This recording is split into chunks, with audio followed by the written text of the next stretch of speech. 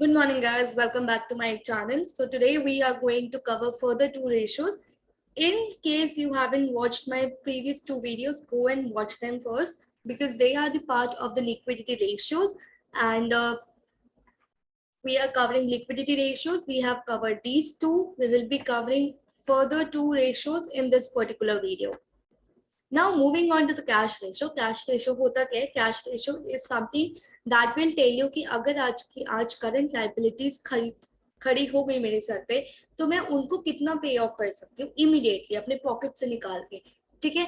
So this is a most liquid ratio, मतलब it is most important ratio because अगर company के लेट से प्रॉफिट्स 10,000 रुपए है और उसके पास कैश सिर्फ 2,000 रुपए का पड़ा है तो वी विल से यार ये कंपनी बहुत ही ज्यादा इलिक्विड है because cash is important. At the end of the day तुम्हारी सैलरीज, तुम्हारे एम्प्लॉयज की सैलरी तुम्हें कैश में ही पे करनी है.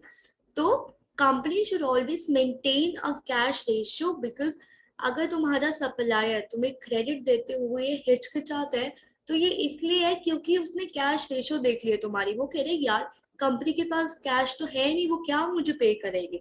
ठीक है. तो you should always maintain cash ratio for different users of the financial statements.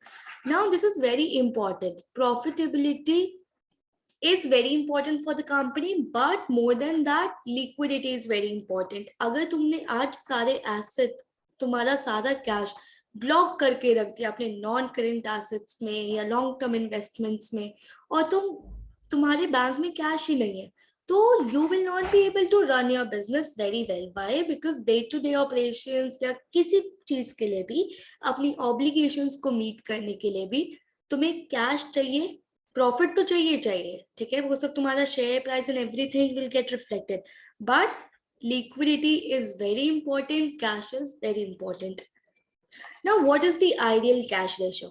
See, there is no such thing that कुछ ideal ratio होती है. This will vary from business to business. ठीक है.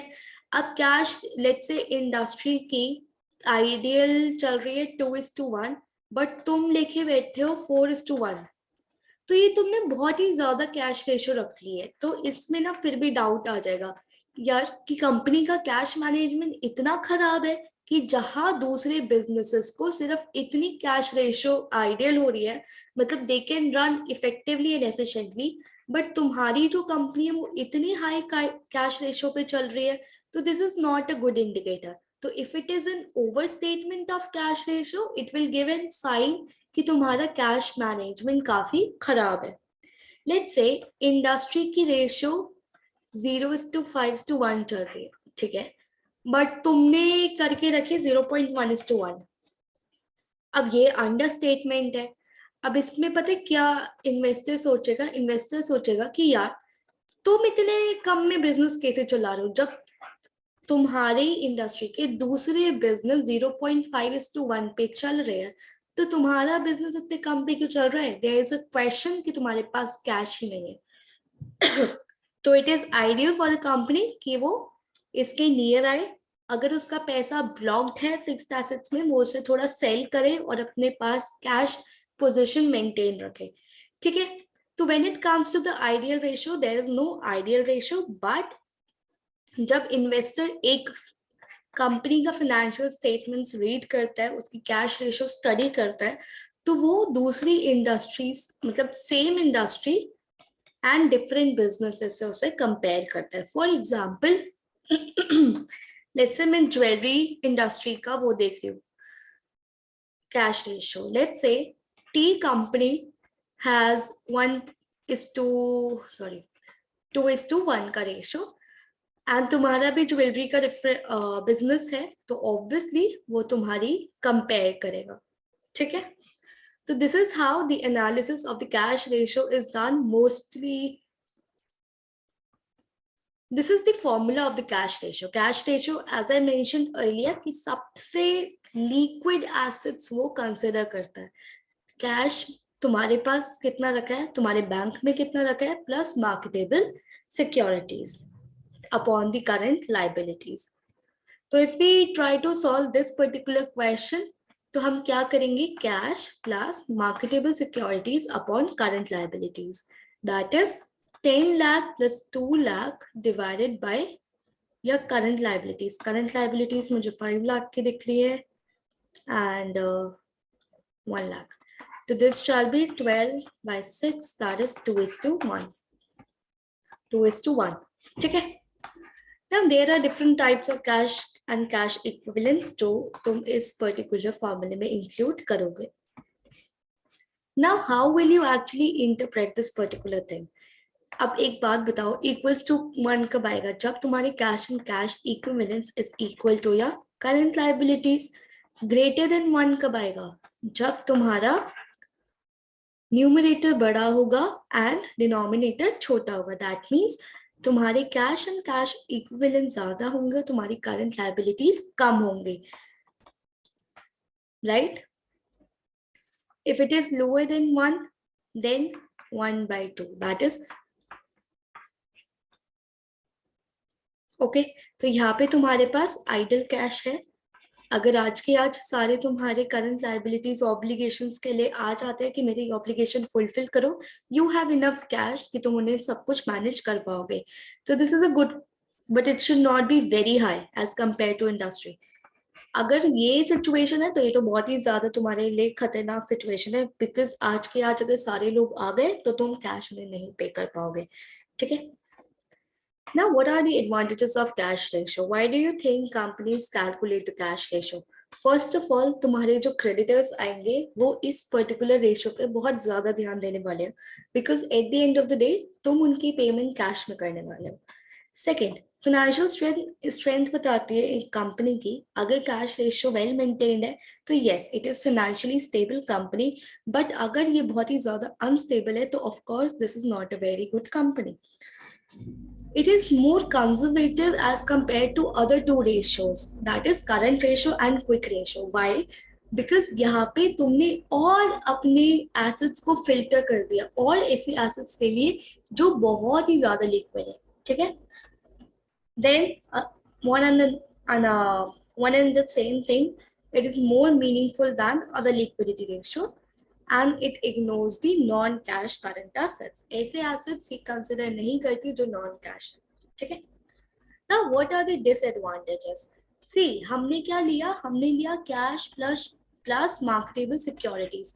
But crisis के time और the recession के time या COVID के time ऐसी situation आ गई थी जहाँ पे तुम्हारी marketable securities भी sell नहीं हो पा रही थी या trade नहीं हो पा रही थी. तो during crisis ये रेशियो थोड़ी मिसलीडिंग हो सकती है. Right. Secondly, it encourages company to keep cash on hand. Obviously अगर ideal ratio of industry is 2:1 and तुम्हारी 1:1 चल रही है तो तुम्हें थोड़ा सा कैश मेंटेन करना पड़ेगा in order to match other businesses.